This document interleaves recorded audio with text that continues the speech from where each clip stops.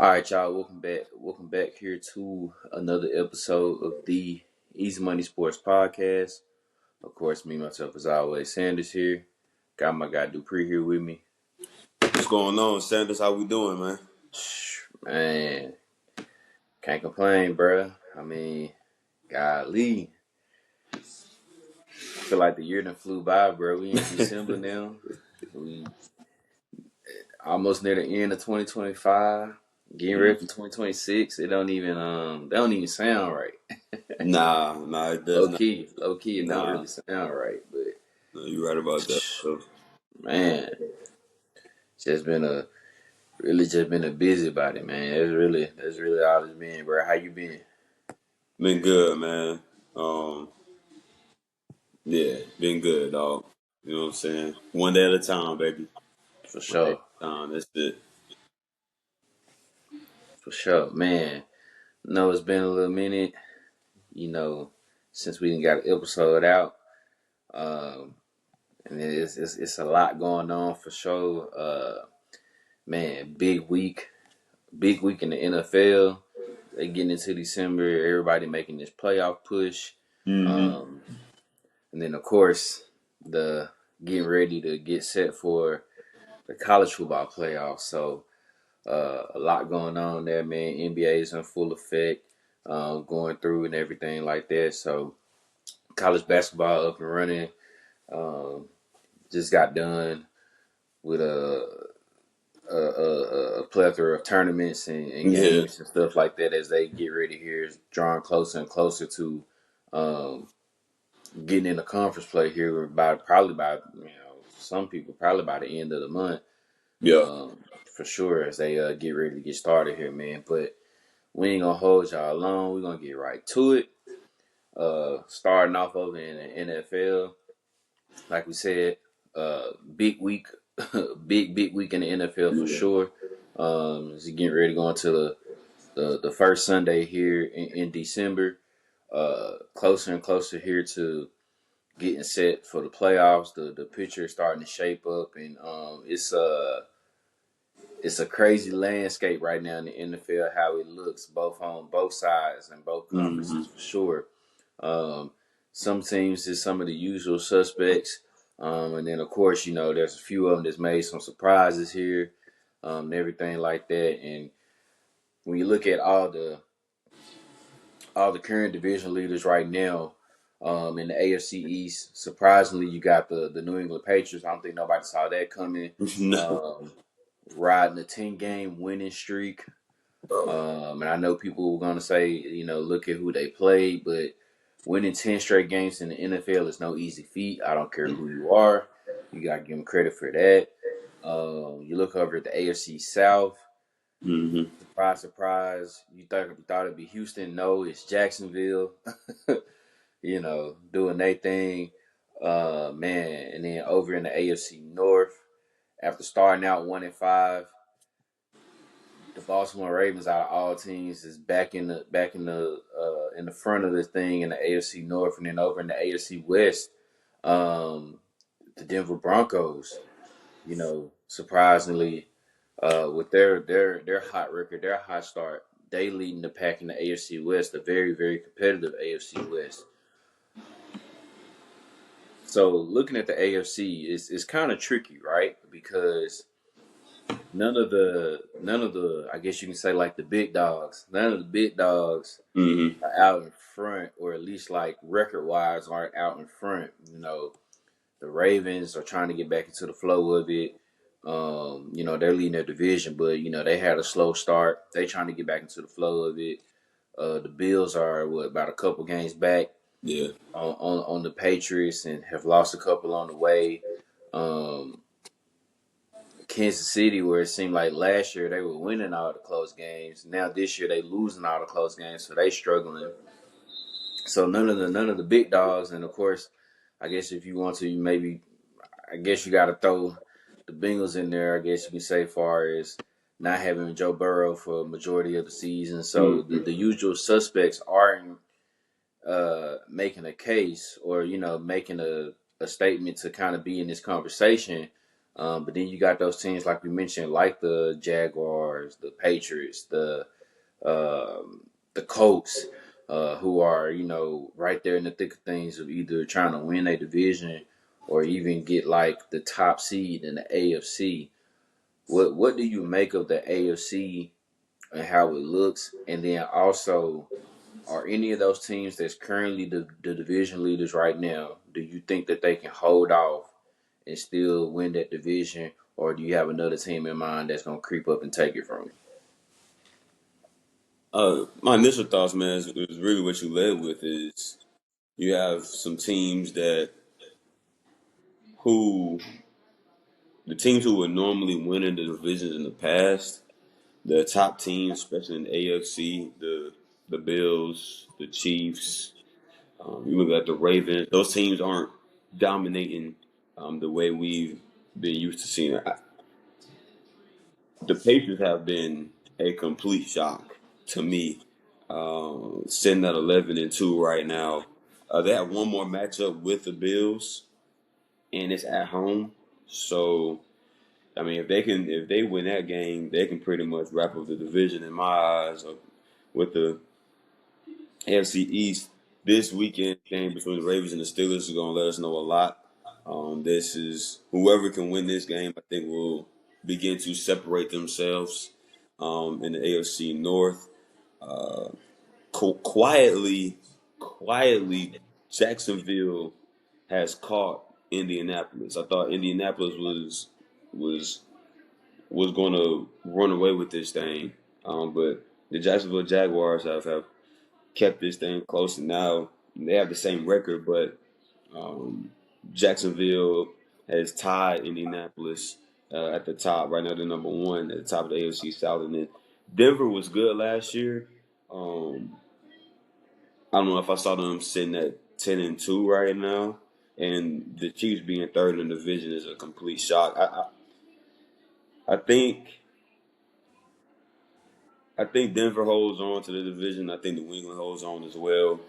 Um, I think Baltimore is going to end up pulling out and winning the AFC North.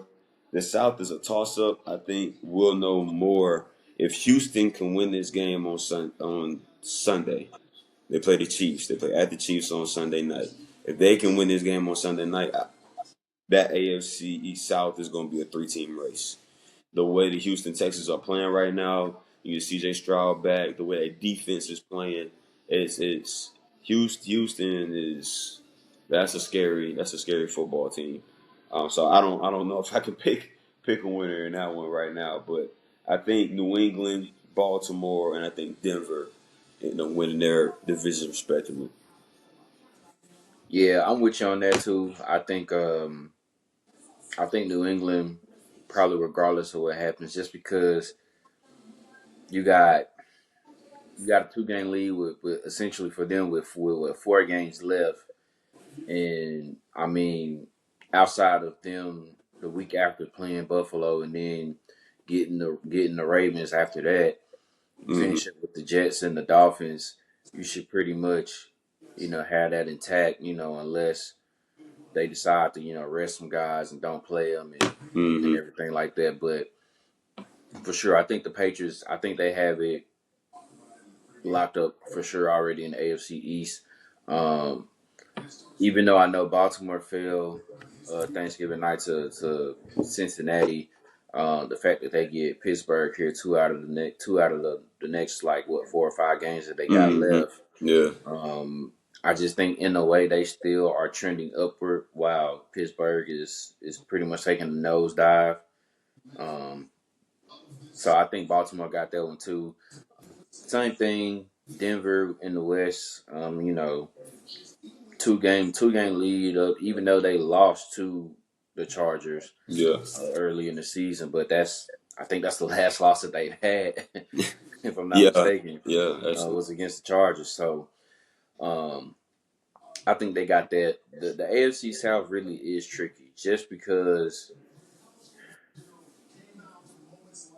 off the bat you want to say it's really just between Jacksonville and Indy, just because they play each other twice already, and Jacksonville and Houston have already played, and they split it, albeit, but you just never know. Like you said, if Houston can find a way to win Sunday night against Kansas City, and then at that point, obviously they would probably either leapfrog or be right there in the thick of things with whoever loses between Jacksonville and Indianapolis.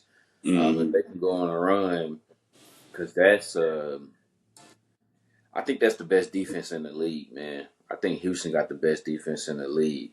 So if they find a way to get that team in the way that defense travel can play, it'll be a scary sight. So I'm a just because I don't trust Daniel Jones. Um, And and he's got that injury too. yeah, I don't trust Daniel Jones, and I don't fully trust Jacksonville either. So I feel like Houston could find a way to come away with it and possibly win the division. But it's going to be an interesting race for sure in the AFC South. Um, then when you get over here and you look over to the NFC, of course in the East, that's Philly holding down the fort. Uh, NFC South, it's a tight one between Tampa Bay and Carolina. Um, that they got some big matchups coming up. Um, and then probably the biggest surprise is the NFC North. Not more so like how competitive it's been, because it Mm-hmm. was always a competitive division. It's just who it is now. The fact that it's Chicago sitting here at 9-3, leading the division on the first year coach with Ben Johnson, and then of course you know death taxes in the NFC West coming down to the last week of the season.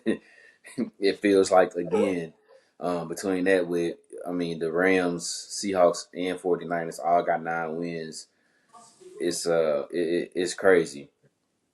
What do you make of the NFC and like how deep it looks this year compared to previous years, and same thing there. Do you think anybody is safe to keep that division lead, or could it be some changes here? I definitely think there'll be some changes. I'm gonna start in the NFC North. Um, I don't know if Chicago wins the division. They have a big matchup with Green Bay on Sunday. Green Bay has their because of the tie. There is no tiebreaker. They have a tie on their record, so they have to win it outright. Or that's basically the only way they're probably going to be able to make the playoffs. Is they're going to have to win their division. Um, Chicago is balling. I First time being there. I just don't know if I trust them fully. Detroit, man, Detroit is they have games like they had last night where I mean offensively they could not be stopped. Dallas had no answer for them. And then they have games where they went and played Philly and it's like where the defense showed up but where's the offense? I'm gonna go with Green Bay. I think Green Bay is going to be a team that wins the division this year in the NFC North.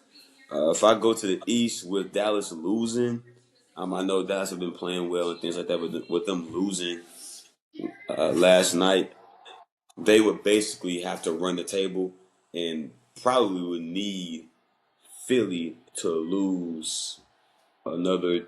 This in at 6-6, so they would basically need Philly to lose three What, more at least, yeah, at least three at least games. 3 games. That's tough.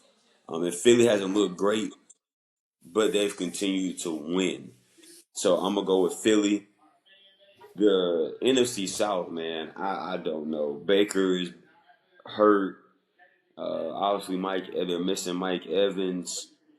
Carolina, they beat the Rams on last Sunday, but they turned around and have these performances against other teams that you would think they should be able to beat, and they lose. I don't know, man. I don't care, honestly. If you want my honest opinion, um, I would I would say probably Tampa Bay. I think Tampa Bay. I trust Tampa and Baker to be able to get it done. He's got to be healthy, but I would trust Tampa Bay to win that division. And in the NFC West, dude, I mean, flip a coin. I mean, flip a coin. You said, Houston might have the best defense in the NFL. Seattle might be right behind them. Um, Seattle definitely has an argument. Obviously, the 49ers doing their thing too. I'm gonna stick with McVay though. I'm gonna stick with Sean McVay and the Rams. I think they have a complete football team. I think last Sunday against Carolina was an anomaly. Um, I think they're the best team in the NFC, so I'm gonna go with LA. I think LA is going to get the one seed too. I think LA is going to get the one seed, which will bode well for everybody else. They can play indoors in Los Angeles, but Right, yeah, but right. Because you wanna go to L.A. or you wanna go to Chicago or or, possibly Green Bay or Philly. or Philly? Yeah, Yeah, yeah. Let's go play. Let's go come play in on. SoFi. Yeah, yeah, for sure. We'll close that roof up.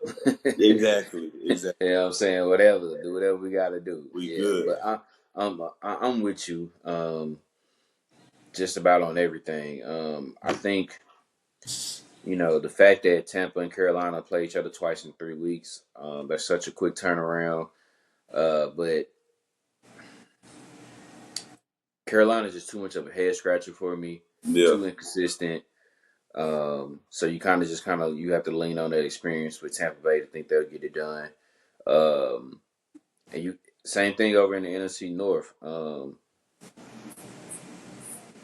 I always felt like once Green Bay made the trade for Michael Parsons, like they had to not just get in the playoffs and be a 5 or a 6. Like they had to make some noise, win Hmm. the division, be one of those teams up there because they put a lot at stake Yeah. No for doubt. for him. You know what I'm saying, and to proceed. But um, yeah, I think in the end I'm gonna take Green Bay too. The fact that they got two matchups still against Chicago and just the history of it. Like I know it's not Aaron Rodgers playing back there, but it's just like it just seems like Chicago can never really get over the hump to beat Green Bay when it Yeah. matters the most. Yeah. So I'm just leaning on towards history. Um, Also, I mean, Green Bay already has a sweep over Detroit, so that kind of knocks Detroit out for at least winning the division. Hmm. It's There's that. Yeah, Philly got the East, and out west. I mean, I don't. You got to go. I feel I'm with you. You got to go with McVay, man. I mean, up until Sunday's performance, Matt Stafford was looking like the front runner for MVP. Yeah. Um, I don't know. I feel like if I was a voter, he would still have my vote. Mm. That's probably like his only bad game he's really had. Um, and it happens. It's the NFL. We've seen it time and time again this year for sure, where just games like that just happen. So, but I think McVay and Stafford and those guys they end up winning the West. So I think everything is kind of pretty much out in the NFC is staying the same besides the NFC North. And honestly, it looks like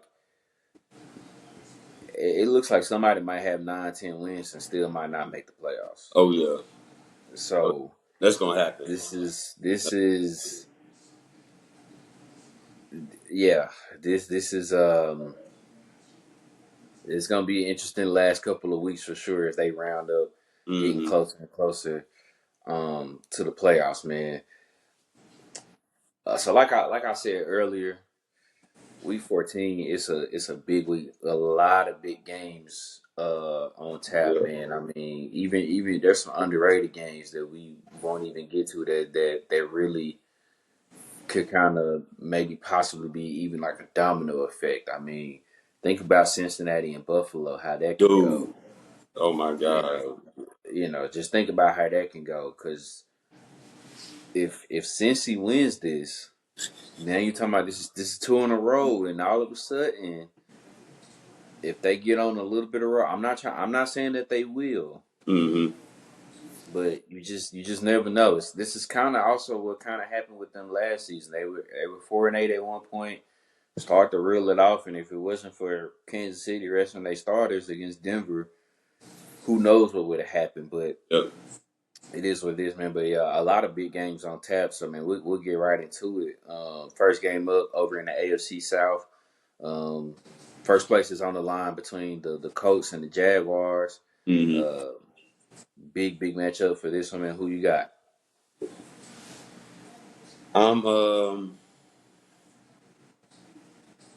I'm I'm going with Jacksonville. I'm gonna go with the Jaguars. I did not know last week that Daniel Jones was dealing with the leg injury, and I did not know he was playing hobble. And if I had known that, I would not have picked the Colts to win that football game, um, because that pass rush. If you're a hobble, if you're a hobble quarterback going up against that pass rush for Houston, it's you're up for a long day. And I think there are some guys for Jacksonville. You have Jonathan Allen, you have Travion Walker. You got some guys that can get after the quarterback as well in Jacksonville. So I'm rolling with Jacksonville at home. I'm gonna take the Jaguars in the close one at the crib. Obviously, you know what you got to do. You know you got to stop the run. You got to try to figure out a way to bottle up JT. But I'm gonna take Jacksonville. Yeah, uh, it's a close one, man. I mean, the line is 1.5 as a coach favorite. So I mean, you talking about this is essentially a pick 'em. Yeah. Um, I mean, both teams kind of dealing with some injuries. No Sauce Gardner for the Colts; he's out.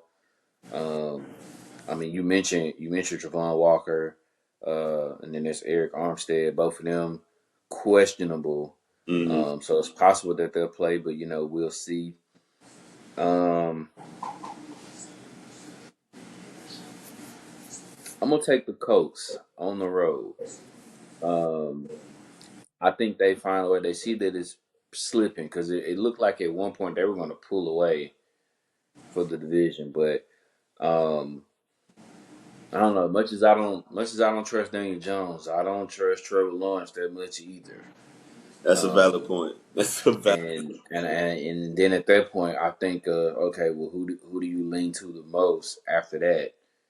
Um, and obviously for the Colts is Jonathan Taylor. hmm Um, I also think who's the MVP candidate, but they like to give the awards to quarterbacks now, so I guess it really Yeah. don't matter. But I think that he's had a quiet couple of weeks. Granted, they faced some teams here lately that knew how to key in on stopping a run and everything like that. I mean, like I said, that Texans defense to me arguably one of the best defenses in the league. It's not too many times you see teams like that.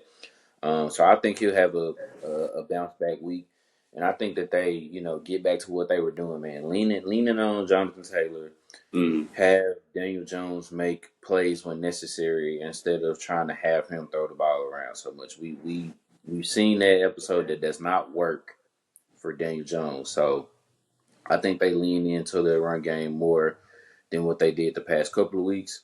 With them losing these last two, so I'm gonna take the Colts on the road. I think they find a way to stay in front of in first place there. Okay. And next game we shift over to the AFC North. First place on the line for this one as well. I feel like that's gonna be the running theme of this episode here. So man, we got Pittsburgh Steelers going up to Baltimore to take on the Ravens. Like I kind of mentioned earlier, you got one team that's somewhat still trending up with the Ravens, winning 5 out of their last 6. And then the Pittsburgh Steelers, who's they started out pretty hot, but now they've been struggling, man. So who you got in this one?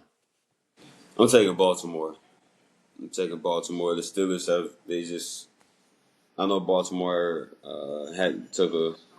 had a tough loss last week against Cincinnati, but the way Pittsburgh looked last week, they don't have any weapons. They don't have a receiver that threatens you for real. Um, Jalen Warren is the guy, and really that's it on offense. Aaron Rodgers has looked. pedestrian at best throughout the year. I'm taking Lamar and Derrick Henry and those guys. I'm taking the Ravens. I'm at home. I just don't think. Obviously, when Pittsburgh and Baltimore play, you know what type of game you're getting ready to see. Uh, but I just don't trust Pittsburgh. I don't trust Pittsburgh to be able to go in there and score enough points to be able to beat Baltimore. So I'm going with the Ravens. Yeah, I'm taking Baltimore as well. Hopefully, they're not sleepwalking because Yeah. to me, that's what it kind of felt like last Thursday when they played Cincinnati. Like, I get it, it's a divisional opponent. Joe Burrow is back, so anything could have happened anyway. But Mm-hmm. it was just, I don't know, man. Like, seeing Lamar turn the ball over like that was just odd. So it all, I don't know. It Yeah. just felt like, I don't know. Maybe they had a little bit too much dressing in turkey beforehand, and it just, just wasn't really. They're just kind of going through the motions, and I Mm-hmm. think now they realize, like, all right, this is our chance here to try to really take control of this division, and Yeah. we kind of already missed the opportunity last week, losing one to a team that we probably should have beat. So we got to come back. We got to get this one, and then try to get that get back. You know what I'm saying, against Cincinnati next week. So I think the Ravens bounce back, and I'm with you. I'm taking Baltimore as well. I just Steelers just look like a complete mess. It's just rough, man. It's Yeah. rough for sure, man. Then we can switch over now to the NFC North. Once again, first place on the line between the Bears and the Packers. History shows that this ain't gonna be close. Are you taking history, or is a changing of the guard coming around here in the NFC North? It's good to see that you got Bears and Packers players talking about the game and the rivalry in the way that you would hope they would talk about a rivalry game, um, and stuff. And I think it's going to be a good game. I'm taking the home team. I'm gonna take. I just the Bears haven't been able to beat Green Bay in Green Bay in a long time, and I think that Micah Parsons makes a play or a couple key plays, sacks, strip sack, whatever it is.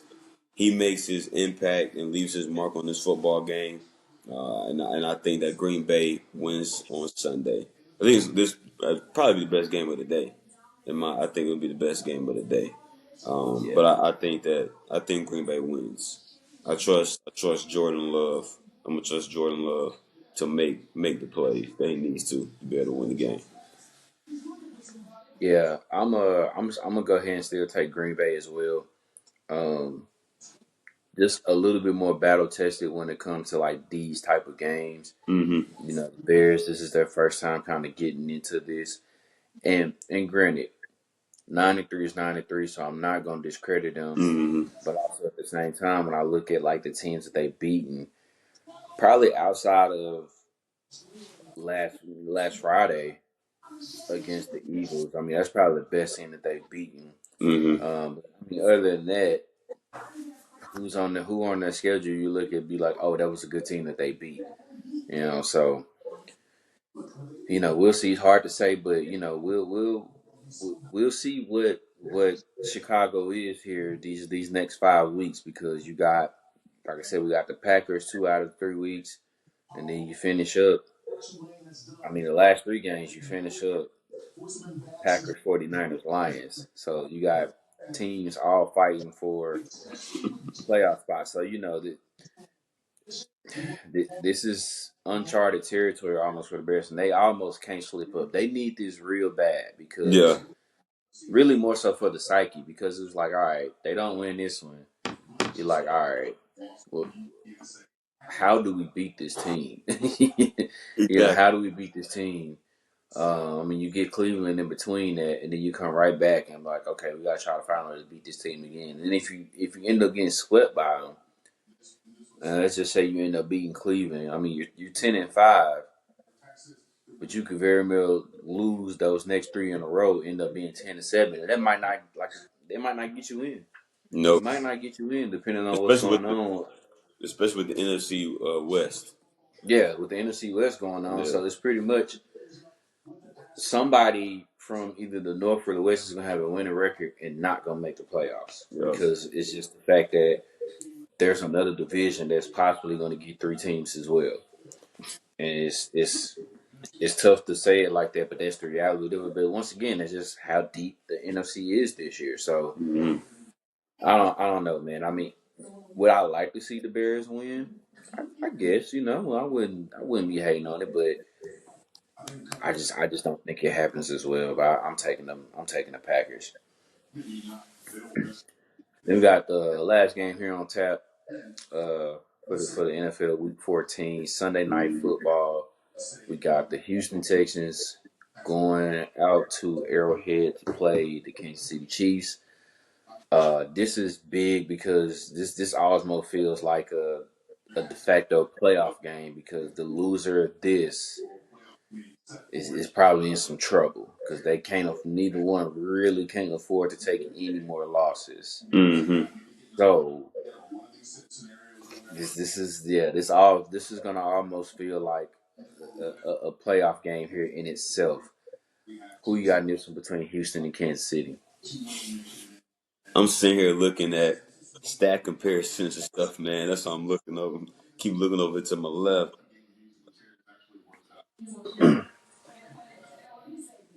I'm taking Houston. They they are trending in the right direction, and Kansas City is going the opposite way. They can't run the ball, or at least they don't try to really run the football. Um, they've their Achilles heel, and I've heard this before, and obviously I know you know this, man. Their Achilles heel when Patrick Mahomes hasn't played well is because he's been getting pressured and he's getting sacked. That's when Patrick Mahomes has had issues and has not played well. Think about the two Super Bowls he's lost. Think about the playoff games, other regular season games where they've struggled. It's because defense is able to get to the quarterback. Well, you're getting ready to play Daniil Hunter and Will Anderson coming off the edge. Houston is hunting right now. They are hunting quarterbacks. Like that is what they are doing. They are hunting quarterbacks. They did the same thing to Josh Allen. They did the same thing to Josh Allen. They got after Josh Allen. And I think this is going to be more the same. I don't. The Chiefs cannot protect. They can't protect Patrick Mahomes. They haven't been able to have get a run game going. And if you're going to be one dimensional and be throwing the ball against the Houston Texans, on that defense where they have playmakers in the back end as well, you're playing right into their hands. I think C.J. Stroud is definitely the X factor in this game. He has to be able to play well, and you have to score touchdowns against this Chiefs team. It's not good enough to kick field goals. That's the Indianapolis Colts. So I'm going with Houston. Houston because of the defense. Houston because of the defense.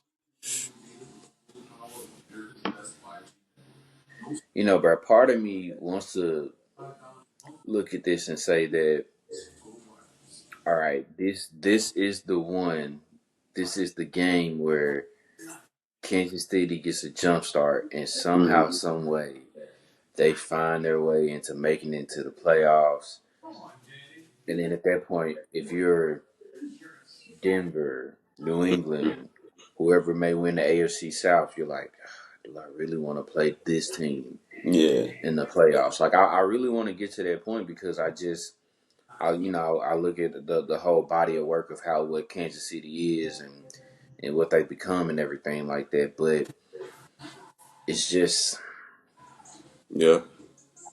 it's something about them this year where you don't feel Mm-hmm. it. You don't feel the magic of being like, oh, yeah, they got 1-5 back there. And, I mean, and always he'll give them a chance, but it just feels like if he don't pull something out of a rabbit out of a hat, then they just don't get it done. And then it seems like it's always like whether it be on offense or defense that there's like a Mm-hmm. penalty that happens on them that you wouldn't think would normally happen on them, but it's happening. So um, I'm with you. I think Houston almost de facto ends Kansas City chances of Yeah.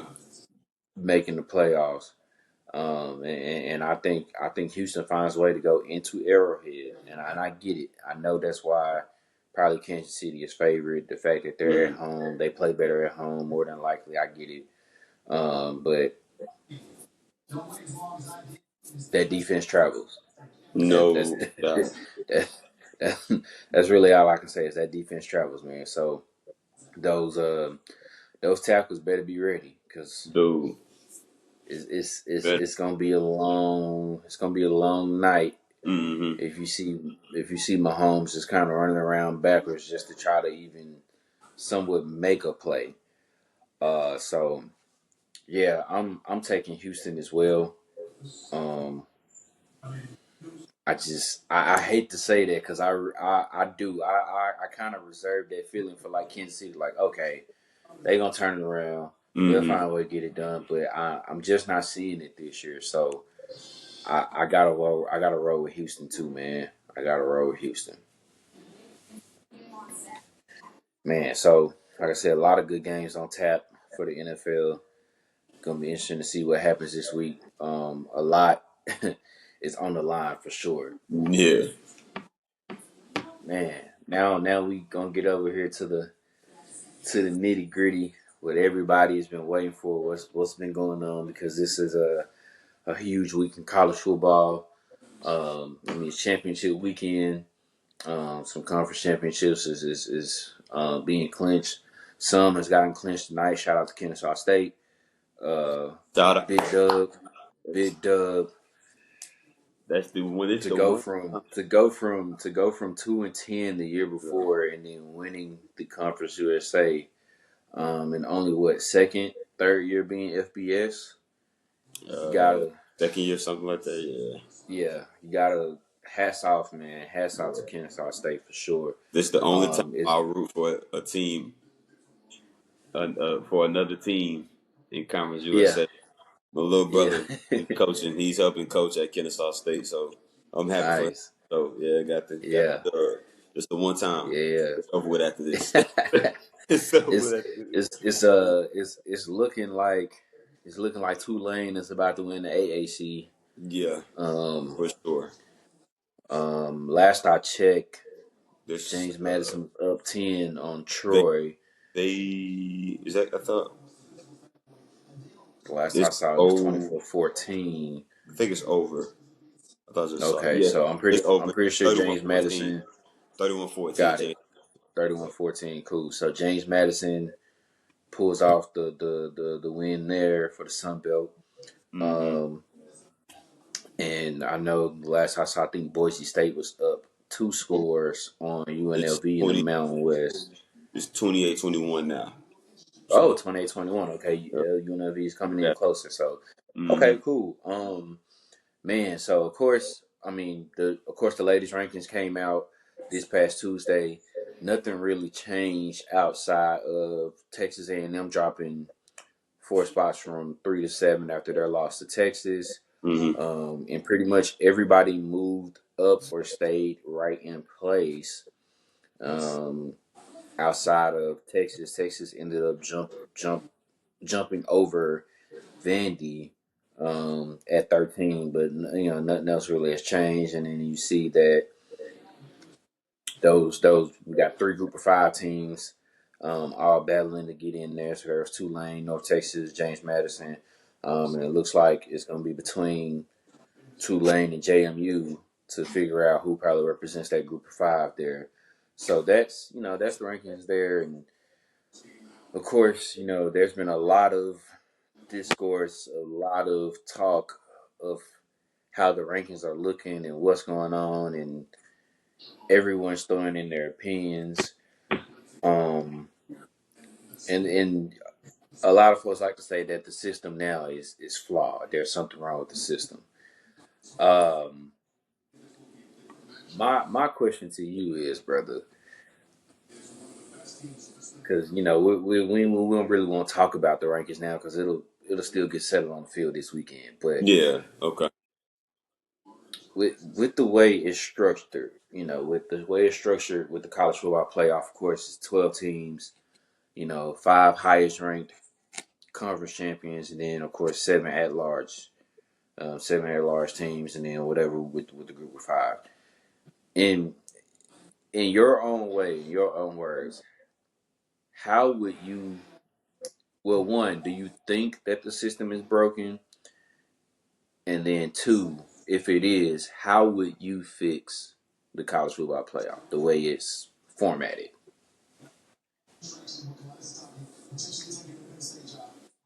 Um. So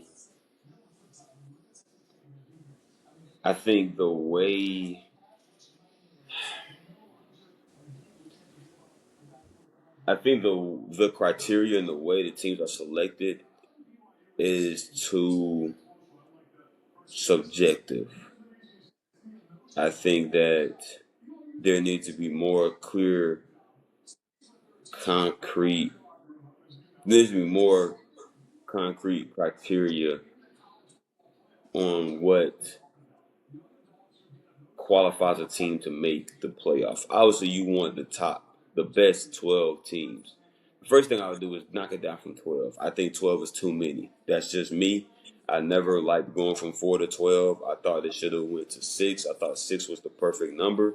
If you were going to go more than 6, I thought 8. But going from 4 to 12 to me was too much because I don't believe there are actually 12 college football teams who are worthy or good enough to win a national championship. You cannot tell me that there are 12 teams that could win a national championship in college football. That's just not the case. Um, but you run into situations like Alabama and Georgia. I know we're going to talk about the SEC championship. Alabama beat Georgia in the regular season, and now they're playing again in the SEC championship. If Alabama loses, Alabama's probably not going to make the playoff. That's my feeling on it. I don't think they're going to get in. Um, I'm actually shocked that Ole Miss is still looking pretty good to be able to make the playoff. You have a situation with the ACC where if Duke wins, you probably aren't going to get an ACC school in. In my opinion, you shouldn't get an ACC school in. Um, I think there needs to be more concrete. You have to do this, this, and this to be able to make the playoff. You got to win your conference. I know Group of Five is that like put it that perfect example. Group of Five knows I have to be the highest ranked Group of Five team to make the playoff. Period. If I'm not the highest ranked Group of Five team, I'm not making the playoff. That's it. It's done and it's over with. So I think more clear cut, more concise criteria because, well, okay, well, head to head, the whole thing with Miami and Notre Dame. All right, you want to get in the best team. Well, Miami beat Notre Dame. Well, also if you put them on the field again right now, I'm probably taking Notre Dame right now. If you want the best 12 teams right now, I'm taking Notre Dame, even though Miami has the head to head. So how much does that factor? Also, Texas A&M beat Notre Dame. So it's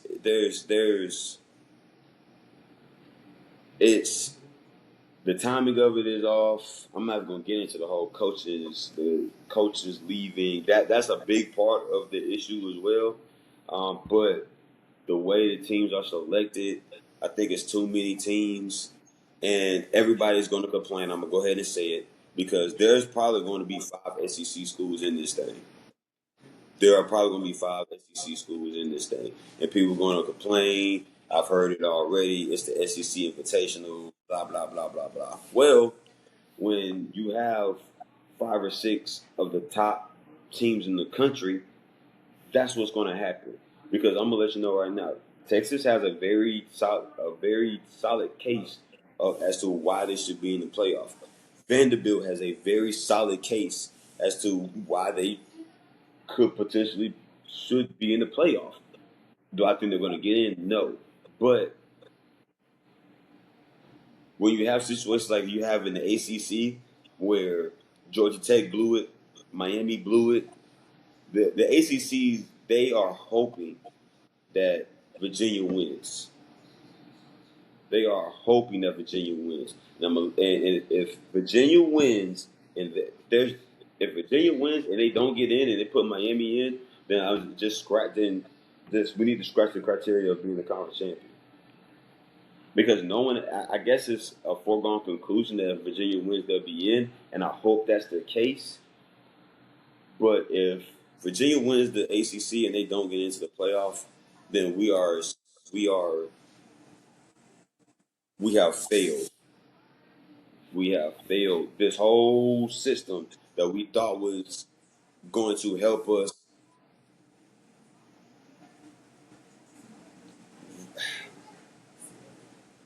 this system that we thought was going to help us find out who the best teams were on the field, has failed once again. If you might as well just go back to 4 teams. It's too many schools. I think it's too many schools, and that's where the criteria and the selection gets muddy because there are too many schools that are vying for spots. I don't think Miami can win a Natty. I'll be completely honest with you. I don't think Ole Miss can win a Natty. I don't think Oklahoma can win it. I don't think Texas Tech can win it. I don't think BYU can win it. I don't. I don't think there are 12 teams that can win the national championship. I just don't. But this is where we are. So we have to find a way to make the criteria more concise and more clear cut and get rid of all this objectivity and all this fluff that we have. I, yeah, that's kind of where I'm at with it.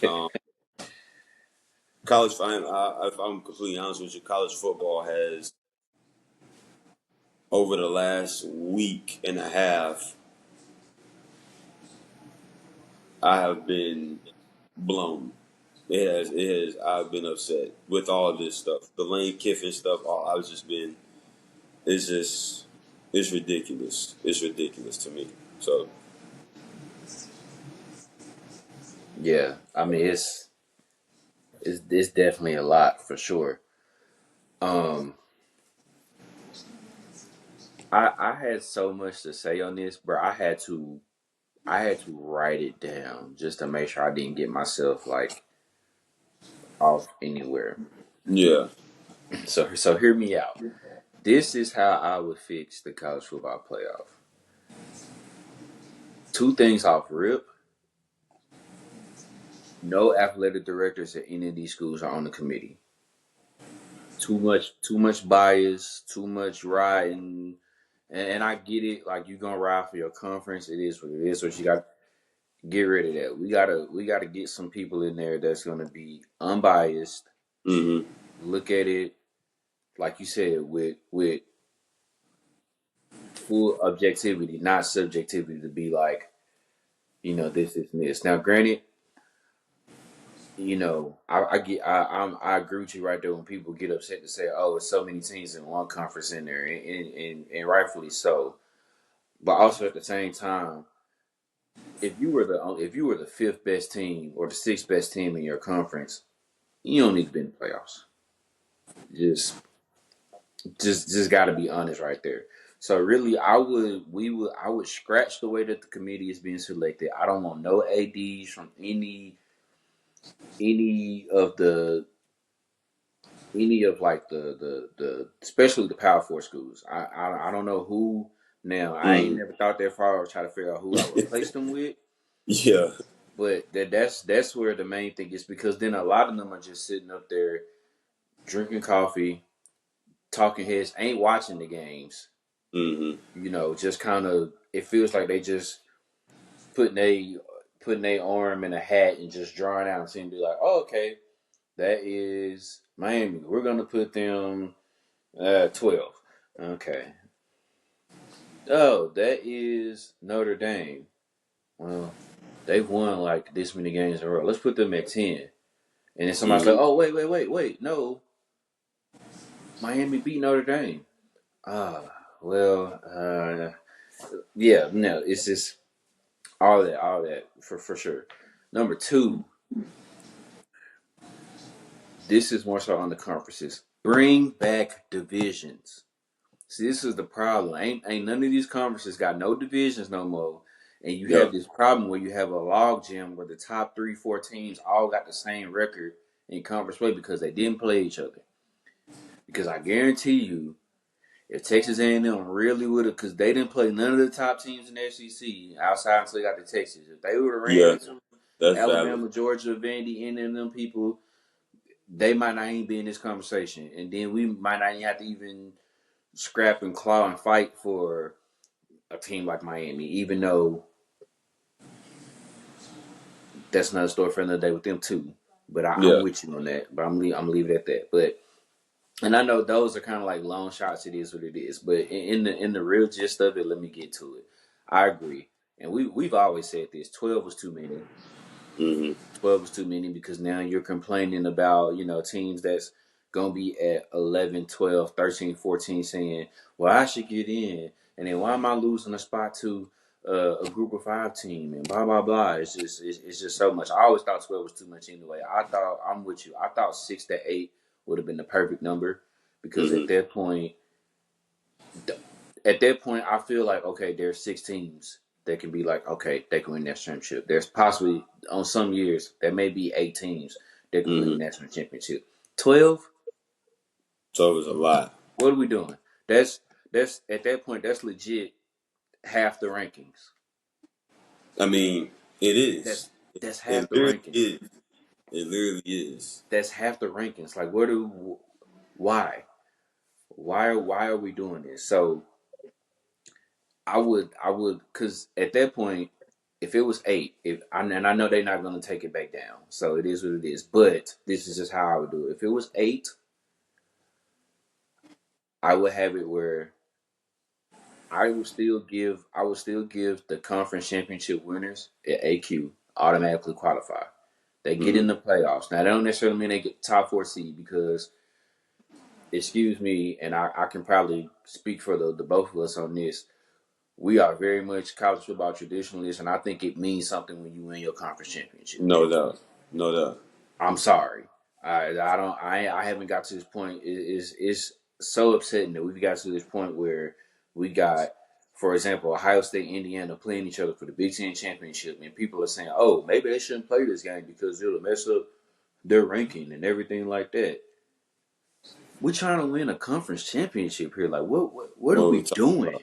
What What are are we we talking about? talking about? Like, what are we Hmm. talking about? What are we doing? So I and I got 3 different scenarios here. In all 3 scenarios, regardless, I feel like that conference champions should get an automatic qualifier. I know some people don't like the fact of that. I'm sorry. I agree with that. It's just like the NFL. People gonna get upset because probably the NFC South or the AFC South, the winner's gonna be 9-8, 10, nine Hmm. and eight or whatever, 10-7, barely getting in. While there's gonna be a team from the NFC North or in the NFC West that may have 10 or 11 wins and they ain't gonna get in. It is what it is. I won my division. I get the right to host that playoff game. I feel the That's it. same way. I feel the same way in college. I win my conference. I deserve a chance to get into the playoffs. So that's number one. I would still keep that. Now, if it was 8, since it's down to 4 now, Power 4 conference winners automatically get in. We got 4 at larges. Duke it out from there, and we would leave it at that. If it's gonna stay at 12, my biggest thing is going to be, even though I know like the group of five qualifications are pretty much kind of clear cut and concise, I want to add a few exceptions to it, and I don't think it's too confusing because to me it made sense. But if you got a rebuttal, any questions on it, then you let me know. But Mm-hmm. I feel like as a G5 team, to get consideration for the playoffs on your schedule, you need to find a way. And I know that's easier said than done because if a P4 team is ducking you, that should tell you about something. But I feel like find a way to schedule a P4 team on your schedule. Find a way to schedule a Power Four conference on your schedule. And it don't have to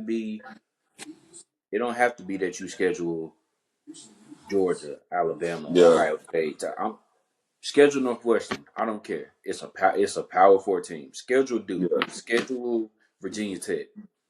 I don't care. It's a Power Four team. They say they're supposed to be better than you because they're a bigger conference. Well, let them prove it. If you beat them, then okay, cool. So I feel like you play and or win against a Power Four team, and then if you win, you can allow to get one mulligan in your conference. So if you end up beating a Power Four team, but you lose one game in your conference, but you still find a way to get to the conference championship and you win that conference, I feel like they give you some consideration to get you into the playoffs. Now, if you mess around and you get down to where you get two losses, where you done slipped up and lost twice in your conference, even if you still make the conference championship game, I don't think you should be in there. So at that point, if it rules out a G5 team for that, I know it sounds messed up. It is what it is. But at that point, why am I going to put, let's just say, for example, if it was North Texas, I know they're losing. So, like, they didn't play, I don't think they played a Power Four team on their schedule, like a legit Power Four team on their schedule. So, see, if They they, did. so for that, in my consideration, I wouldn't even consider them because I'm like, all right, we let you in, you're going to get drugged probably by whoever's going to be that fifth seed. I'd rather not see that. So they wouldn't make consideration for me. On the flip side, James Madison, right? Played Louisville, lost by 2 touchdowns, but they went undefeated in conference play. Went to the Mm-hmm. championship, won that. See, I would consider them. So that'd be the main thing. If none of those G5 teams can make those qualifications there to where you played a Power Four squad, you've either won or even if you lost and you went undefeated in your conference or you only had one conference loss, basically I'm giving you one loss. Once you get two losses as a G5 team, I don't know. That's just Mm-hmm. that. And then, okay, cool. That opens up a spot for another at large for somebody. That's how I would do it if they stay at 12. And if they did it at 8, to where if they meet those qualifications, then you throw them in there. Now,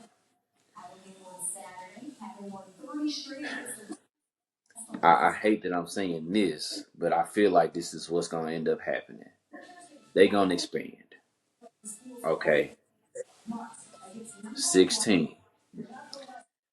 Now, at that point, top 16 ranks, whoever's ranked 1 through 16, you're in. And the same qualifications that I threw in for a G5, if they meet those same qualifications, now we're gonna do it like the NCAA basketball tournament. We got to play in. Number 16, you play the group of five representative. Let's see, cause you on the fringe.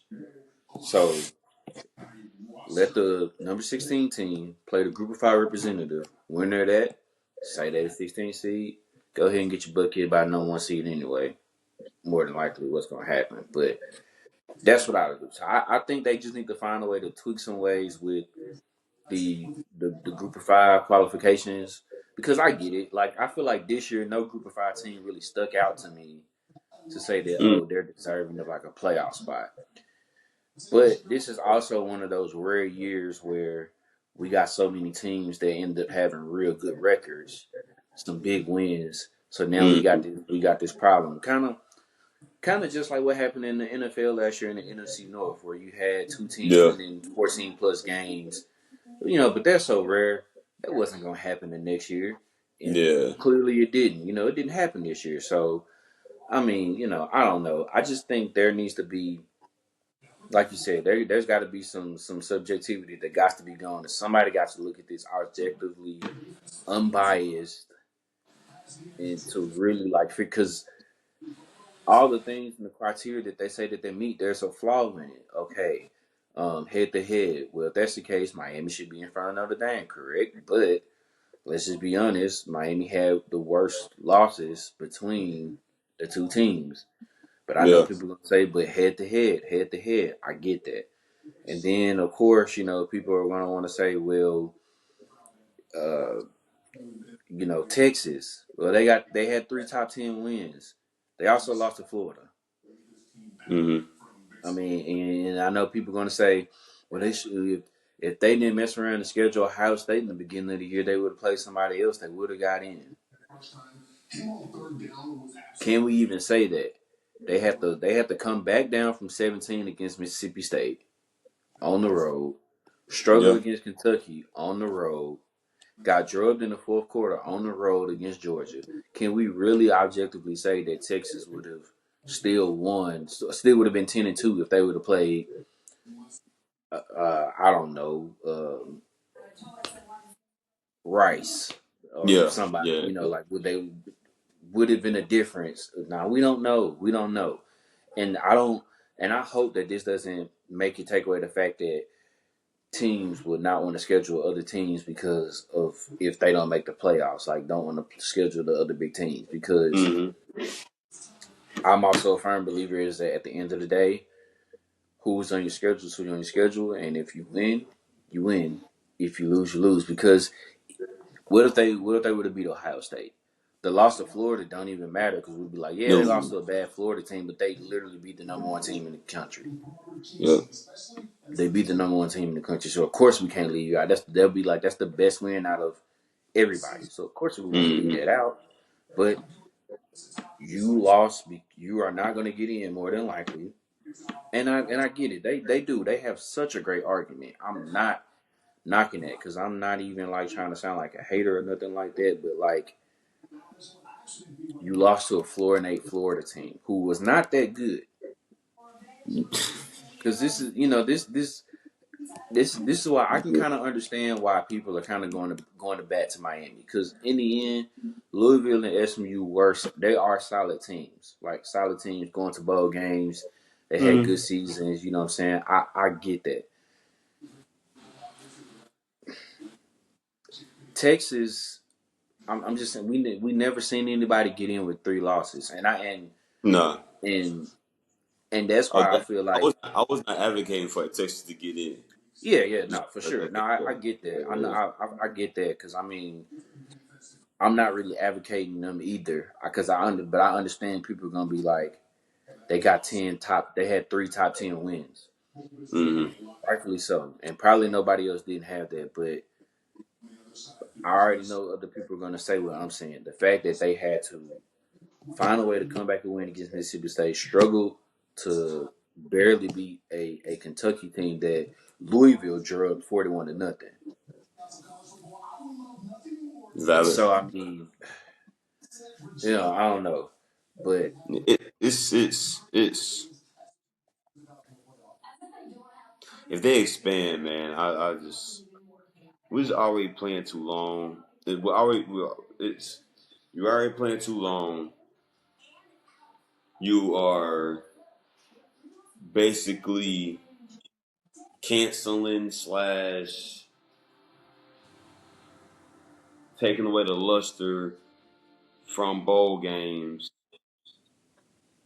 Now you're talking about teams potentially not so much tanking, but to your point, do we really need to fight to be the number one seed? Can we be the five and avoid the bye? So if we get hot, we can continue to keep playing. Like like it's it what are we what are we talking about? This is ain't the NBA, bro. it's just it's so many I don't know, it's bro. so much It's so much that needs to get. And I mean, like I said, yeah, like. Coach Saban has already said it. Like there needs to be a timetable where coaches or where schools can talk to coaches if they're going to hire them and not do it because we wouldn't be Lane Kiffin wouldn't be getting killed right now. That blew me because if there was a particular time where he LSU had to wait to reach out to talk to Lane Kiffin, Lane Kiffin would still be coaching the Ole Miss right now, and Yeah. he would still be coaching them through the playoff. But because Ole Miss and the AD basically was like, you need to make a decision right now, right after the game, right after their rivalry game, like it's it's nuts. John Summerall is probably going to get his team into the playoff, and he just got hired at Florida. And National Signing Day was just the other day. Like all this stuff is just the timeline is just it's just jacked up. It's jacked up. It's backwards. None of it makes sense, and that's why we get some of this stupid stuff that happens because the NCAA don't know what they doing, and whoever is putting together these calendars don't know what they doing. It's all dumb. It's all stupid. So, college once again, over the last about week and a half, college football has blown me. So I'm hoping these games are good. So I'm blown To because suffice, yeah, it's to make yeah, up for some compensation or something. We got to, bro. man. This We is got yeah. to because So it's just. I'm put it this way, bro. Pretty much, somebody's gonna get screwed Sunday, and it is what it is. Um, mm-hmm. what are you gonna do about it? And me personally, um, whoever it is that gets screwed, I have no sympathy. I'm with We've seen plenty of teams get screwed in this playoff system. I remember back when it was back in the 14 where I think TCU got screwed one year. Ohio State got screwed one year. Penn State got screwed one year for Penn Ohio State State. got screwed one year for Ohio State, right? So go Florida figure. State. Florida Florida State. State got screwed. I mean, that same year, Florida State really, and I get it. Florida State for sure got screwed. And then I'm gonna be a little biased. We got screwed too that year because you go pretty much 20, 29, almost 30 straight games winning. You get all the way to the SEC championship game, and then you lose by 3 points, and you don't make it in.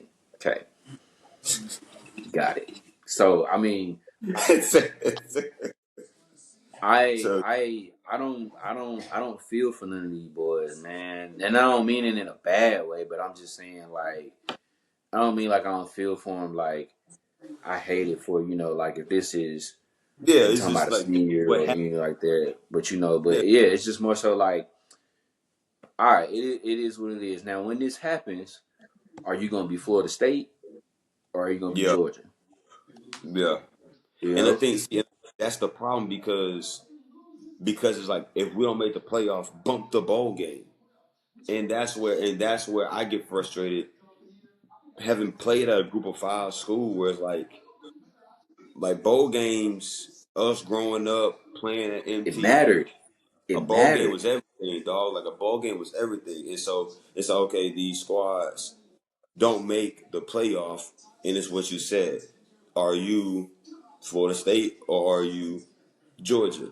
A team like Vandy, they're going wherever they go, they're going to They play. ready. They They're ready. They going to don't even play. care. There, I have no doubt. I haven't even stepped foot in Tennessee in years. Them boys gonna be ready to play. Pavia and Clark Lee and them, they're gonna be ready to play ball. But a team like Miami, what I don't happens? know. I don't Do they know. show up? Does I everybody don't know. play? A team like Notre Dame, does everybody play? Are guys peeking to the NFL? That type of stuff, man. So it's unfortunate. It's unfortunate because then the bowl games get robbed, and there are a lot of great bowl games that are still being played that are outside of the playoffs. So it's tough. Yeah, it is, man. It's tough, but we'll get off that soapbox for now because like that talking about the playoffs could get us a whole nother episode. So Yeah, we could keep We'll leave it at going. that, man. But I mean, it's some big games coming up tomorrow on Mm-hmm. Saturday that can determine a lot come Sunday. So, man, we'll get right into it. Big 12 championship rematch here from early in the season. We got 11 ranked BYU, fourth ranked Texas Tech. Um, as we always say, man, it's hard to beat a team twice. Mm-hmm. Um, who do you got in this one between BYU and Texas Tech? This almost feels like a de facto Oh yeah, eliminator because I mean yeah. I don't know, especially if BYU wins it, what happens there, and who you got in this one? This yeah. Whoever wins this game is in, and the loser is out. Um, Texas Tech didn't just beat BYU. I mean, they beat them by 20 points, 22 points to be exact. Granted, it was at home. This is a neutral site. When you beat a team like that, I think BYU is going to come out and play better. I think this game is going to be closer because of the stakes. I'm still going to roll with Texas Tech and Texas Tech defense. I'm gonna roll with them. I'm gonna roll with Texas Tech's defense. Um, Jacob Rodriguez is a man child at linebacker for Texas Tech. Over 100 tackles. He's got 7 forced fumbles, 4 picks. Like he is the dude for them on defense. I'm gonna roll with Texas Tech. I think they win in a close one. I'm talking. I'm saying shoot 1 possession, but I'm talking like a 3 point game. I'm talking like a 3, 4 point football game. So I'm gonna roll with Texas Tech. I think they figure out a way to win this second matchup. Yeah, uh, I'm gonna roll with Texas Tech too. Like you said, I just think defensively they're just gonna be a little bit too much. Um, the freshman for BYU, man, Barrett Brockmeyer, he's had a great year. Mm-hmm. But there was definitely times, especially in that Texas Tech game, where you can tell, oh, this is a freshman, and they were Yeah. just hounding away at that man, bro. And I think that's also crazy, right? When you really think about Texas Tech, like when I hear Texas Tech, I think about 50 points, 40 points, running Yeah. gun offense. But the defense really is keeping teams in the game because the defense will just give Mm-hmm. up just as many points, right? This ain't that same Texas Tech, man. No. Right. That's a very stout defense in Big Mm-hmm. 12 regards, man. That's a very stout defense for sure. So I just think in the end it's just gonna be a little bit too much Texas Tech. I think it'll be closer than probably what happened the first matchup. But in the end, I think there's just going to be just a little bit too much of that Texas Tech defense, and Morton and company. They'll get their offense rolling as much as they can to kind of keep BYU at bay. So I'm with you. I think Mm-hmm. Texas Tech is in with that win. Probably clinch more than likely clinch that fourth seed right there. Probably lock them in depending on what happens the rest of the day. But yeah, that locks them in, and I think at that point that's tough for BYU to really make a case Yeah. at that point for sure.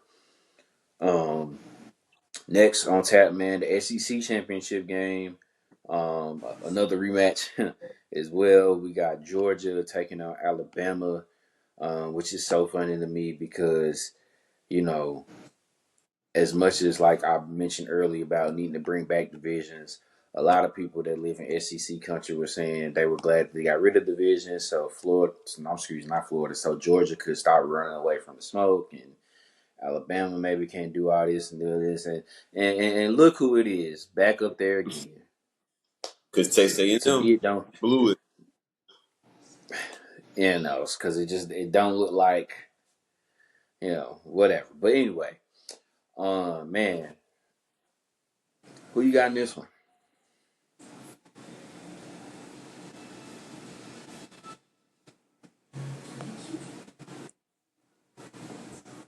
There are two. There are two sides of me when it comes to this game. The one side is me knowing that Alabama has to win this game to get in the playoff. I think if Alabama loses this game, I think they are out. And so, with that being said, Alabama is playing for their lives. And I think that if Georgia were to lose, Georgia is sitting at number 3. They are too high to fall out of the playoffs. So even with a loss, I think Georgia is in. So the desperation of Alabama is one side. And I'm being completely honest. The other side of this, a kid, even though I don't root for Georgia, a kid from Georgia, born and raised, and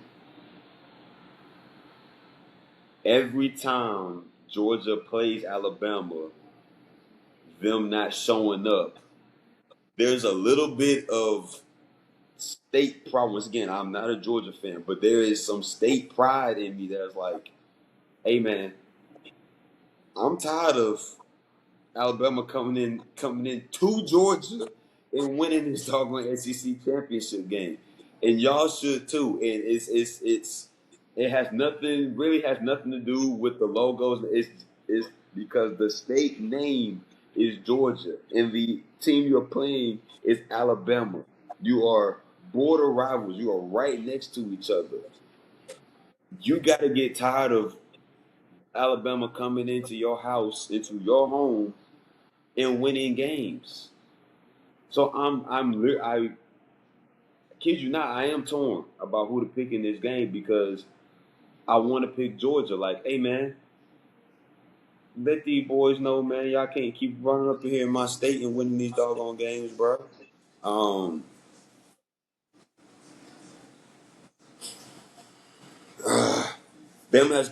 Bama has been playing good. Obviously, the Iron Bowl you can never, yeah, it was tight with Auburn, but the Iron Bowl is the Iron Bowl, dog. Like that's you can't really judge what's going on, especially down there at Jordan Hare. You can't. That's is some freaky stuff. Nick Saban is convinced that Jordan Hare is haunted. Georgia has been playing better. I know. I know that Kirby would take the win against Georgia Tech. I know it was too close to comfort for him. If you watch his post game interview, you saw how he looked. He knew that they escaped and that was way too close, and they did not play their best football. With that being said, I'm going to go with Alabama. I think Alabama wins. Um, I think that they make enough plays. Georgia's defense has been a little too inconsistent for me, even in the game against Georgia Tech. Georgia Tech had opportunities and had chances to go down and tie the game, XYZ, make it a game. And I think that Alabama will make those plays. Now they have got to be able to run the ball. If they cannot establish the run and don't run the football, because Georgia is going to run it. Mike Bobo is going to run the ball.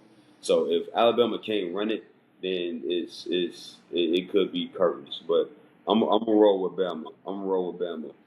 But I will say if Georgia wins, I will feel good. It's just about some state pride, man. Because I am tired of seeing Alabama roll in there and beat Georgia in Georgia. So Yeah, man. Kirby Smart, 1-7 against Alabama. I mean, that just tells tough. you right there, right? So that just lets you know. And on top of that, you think, all right, there's Nick Saban is going. So maybe it's just a mentor problem. Maybe it's just okay. He can't really beat Nick Saban. He got the one in the national championship, rematch. Okay, Mm-hmm. cool. Well, part of that 1-7 is now he's 0-2 against Kalen DeBoer. Yeah, So it's an Alabama problem. It's an Alabama problem. At some point, you just gotta cut the BS and just get it done. Because on That's paper, it. Georgia is the better team. On paper, Georgia is the better team. Just Mm-hmm. being quite honest, they are. They are a better team. But you gotta you, they. It's always they getting off to a slow start. They make a play or two where it doesn't make sense, and it's like plays that they normally make routine or plays that they wouldn't even dare try to do against any other team. But all of a sudden, they don't know what to do anymore. It feels like I don't know. Mm-hmm. Um, I mean, I gotta roll with Georgia because at some point, something's gonna have to Yeah. give to where you got to be like, we tired of losing to these boys. We tired of Yeah. losing to these. We beating everybody else. Like, you know what I'm saying? Like, that's cool that I can sit up here and say, oh, there's a win streak against Tech. Oh, that's cool. I can say there's a win streak against Tennessee. And everything like that. That's cool that I can say, Texas ain't coming close to us right now. Whatever, blase. Mm-hmm. But then I Florida. gotta, but then I gotta be like Smokey and Friday and now Alabama is Debo. You know what I'm saying? I gotta be quiet. I gotta be quiet when they walk through. But then when they Yeah. leave, I'm talking again because can't nobody else say nothing to me. But here they come. Some got to Yeah. give, man. Some got to give. They got to do something, man. So of course I gotta roll with the dogs, man. I got to. I got to. Man. All right. Next up here, uh, I think probably the most anticipated matchup that nobody's really talking about, and I get it because it's kind of like again, people are trying to say what purpose do it serve, but you got number one versus number two. You gotta think, bro. Old BCS days, this would have been like the winners going to the national championship and the losers out. That's it. Like That's it. that's Yeah. come on. Like this is huge, man. But man, Indiana, Ohio State, Big Ten championship. Um, I think I saw a graphic where somebody had the last 30 matchups for the last 30 years on matchups. Ohio State has pretty much beat the dog mess out of Indiana. So, but I mean, Indiana is looking like maybe they can try to get some respect here, man. But Ohio Yeah. State has been looking like the best team all year, pretty much, man. Who you got in this one? We're gonna find out a lot about Ohio State on Saturday. I know some people think, really, Ohio State? Ohio State really is only played Michigan and Texas. Penn State was not a game because James Franklin got fired and Drew Allo was hurt, I believe, or got hurt in that game or whatever it was. Speedy recovery to him. Um, didn't play Oregon, didn't play USC, um, where Indiana went on the road. They did play Texas to begin the year. I give you credit for that. But Indiana did go on the road and beat that Oregon team, who a lot of people, including myself, believe is a pretty good football team, and it beat them on the road earlier in the year. I don't think there were a lot of people that thought that Indiana was going to roll out there in Eugene and win that football game. Indiana is good. They're good on offense. They're good on defense, and I think that people don't really know how good of a football team that they are, and be up here in Ohio and talking to people, talking to Ohio State fans. They are, I think, before when you just hear the names, right? Indiana versus Ohio State, the initial reaction of Ohio State fans is, "Oh man, we gonna drag them," and then they actually stop and look at the stats and what Indiana has done, and okay, they can run the ball. Mendoza's doing this thing, or they can stop the run. They create turnovers. They sack the quarterback. Indiana is a tough matchup. for Ohio State. They are. I think they're going to give us some issues. I think that this is going to be a like 20 like a 24, 17, 27, 21 type of deal. I'm going to take Ohio State for two reasons. One being the defense, and two because I live here. So I'm gonna roll with Ohio State. I'm gonna roll with Ohio State. I think their defense is legit. I think that they are going to make a couple plays in this game, cause a turnover or two that helps set up the offense, maybe potentially with a short field. And I'm gonna go with O State. I think they figure out a way to get it done. Yeah, I'm right there with you. I think it's gonna be a good game. Real competitive. Um, but I just think in the end it's just gonna be a little too much Ohio State. Um, Hmm. I think they on a mission, man, to show that that run that they made wasn't just like no fluky run or nothing really set Hmm. up on some rigged stuff. Like they really are trying to show like, nah, we one of the ones. You know what I'm saying? Like Yeah. they really trying to Yeah. show that for sure. So um, I think that you know they will. In the end, they'll just find a way to get it done, man. I got Ohio State. Um, Indiana's gonna be tough. Indiana's gonna be tough, and I Hmm. don't and I don't think it'll be like when they met up last year where it was a blowout. And Indiana just looked like Indiana just wasn't ready for that. Um, I think that I think that this year they're gonna play them boys real tough. Um, and in the end, I think that it's gonna be Ohio State that gets that dub for sure. And then now the last game on tap, maybe not the best matchup, but the most intriguing for sure, because a lot's gonna be riding on it. The ACC championship between 7-5 Duke going up against Virginia. Um, that's gonna be interesting, man. Who you got in that one?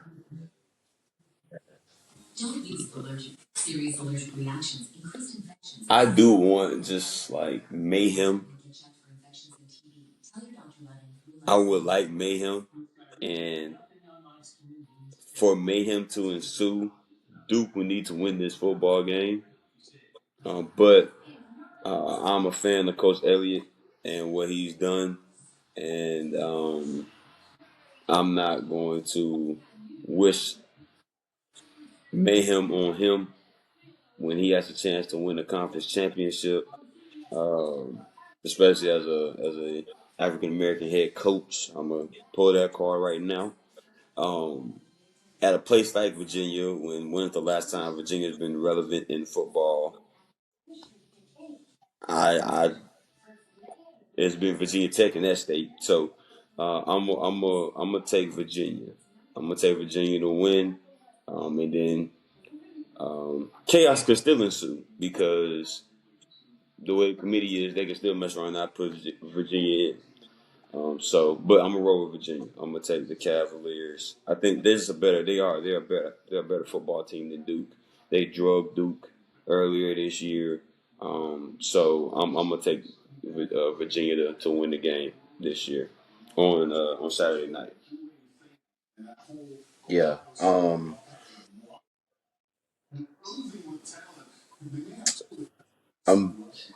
I'm probably gonna be flipping back and forth between that game and the Mm-hmm. Tennessee State championship game between Oakland and Ravenwood. I'm probably gonna be switching, going back and forth from Oof. that. But I think in the end, man, I think Virginia's just a better team. Um, Mm-hmm. they'll find a way to get it done. I mean, what a story for Virginia, man. When you think about where they've been from in the last couple of years. Had I think if those that remember, a very tragic incident that happened out that way with a couple of football Mm-hmm. players, and everything like that, and just to see where they are from there to now. you gotta love it, man. This is why you love sports. Just to see stuff like this, to see a guy like you said, to see a guy like Tony Elliott, who where a couple years ago, I think people were thinking maybe this is just not the place for him and everything like that. To Mm-hmm. now being a chance to win your conference here in the ACC, so I don't think that Virginia would let that opportunity pass them by. So I think in the end, I think the Cavaliers will do enough to go ahead and make sure chaos doesn't ensue. Hopefully, um, and they find a way to get the dub over Duke. Mm-hmm. Man, we get ready here to wrap up another episode. Man, uh, man, anything you want to say? Yeah, man. As always, continue to check on your loved ones, man. Always, when people cross your mind, man, call them, text them. If somebody crosses your mind, man, call them, text them, reach out to them, reach out to your loved ones, man, and everything. Especially around this time of the year, um, be present and be in those moments. Um, we appreciate y'all, and we'll continue to get these episodes to y'all, man. Especially with this playoff stuff getting ready to crank up, there'll be more more things to talk about. Cause yeah, Yes, sir. I'm expecting some chaos tomorrow. I'm just gonna let y'all know. So, but yeah, continue to finish the year strong. We're in the last month of 2025 that we opened this show with, and it is crazy that we're getting ready to roll into 2026. But finish the year strong. Finish strong. Yeah, man, same for me as always, for sure. Check on your loved ones, man. Check on your people. You know, really don't got nothing else to say on that. Uh, you know, this time can be exciting for some, but hard for others. So give people some grace. It can be a lot, but also and try to and enjoy these moments. Cherish these moments and everything like that. Um, we getting ready to head into a new year. Um, Getting ready to head into a new year is going to be, even more of an opportunity to keep those blessings arise and everything like that. Continue to support the podcast. We appreciate the support. Um, like and subscribe to the YouTube channel. Follow us on all the social medias. Man, just once again, I always appreciate the support. Um, Love black women, cherish black women, protect black women. No means no. No means no. Hey, same message, different day. It's all the same thing, man. Just be on y'all P's and Q's out here. Stay safe out here. Um, yeah, man. Just continue to support us, uplift us. You know what I'm saying? Um, we appreciate it, much appreciated for sure. Um, and that's really all I gotta say, bro. Man, till the next time. This has been another episode of the Easy Money Sports Podcast. Peace.